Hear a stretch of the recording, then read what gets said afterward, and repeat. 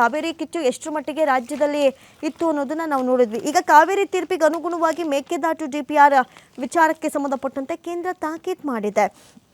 ಕಾವೇರಿ ನ್ಯಾಯಮಂಡಳಿ ತೀರ್ಪು ಹಾಗೂ ಕೇಂದ್ರ ಜಲ ಆಯೋಗದ ಮಾರ್ಗಸೂಚಿಗಳಿಗೆ ಅನುಗುಣವಾಗಿಯೇ ಈ ವರದಿ ಅಂದರೆ DPR ಅನ್ನು ಸಿದ್ಧಪಡಿಸುವುದಕ್ಕೆ ಕರ್ನಾಟಕ ಸರ್ಕಾರಕ್ಕೆ ನಿರ್ದೇಶನ ನೀಡಲಾಗಿದೆ ಅಂತ ಕೇಂದ್ರ ಜಲಶಕ್ತಿ ಖಾತೆ ರಾಜ್ಯ ಸಚಿವ ರಾಜಭೂಷಣ್ ಚೌಧರಿ ತಿಳಿಸಿದ್ದಾರೆ.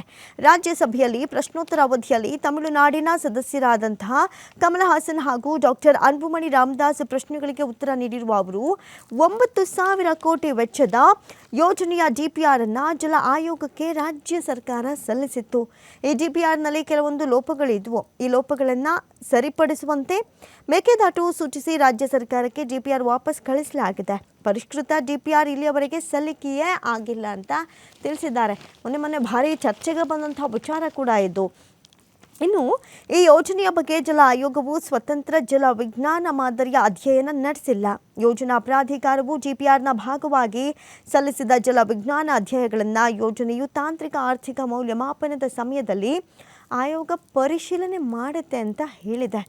ಕಾವೇರಿ ಜಲಾನಯನ ಪ್ರದೇಶದ ಯಾವುದೇ ನೀರಾವರಿ ಯೋಜನೆಗಳ DPRಗಳ ಮೌಲ್ಯಮಾಪನವು ಜಲ ಆಯೋಗದ ಮಾರ್ಗಸೂಚಿ ಹಾಗೂ ಕಾವೇರಿ ನ್ಯಾಯಮಂಡಳಿ ತೀರ್ಪಿನ ಪ್ರಕಾರವೇ ನಡೆಯುತ್ತೆ ಅಂತ ಕೂಡ ಸ್ಪಷ್ಟಪಡಿಸಿದ್ದಾರೆ.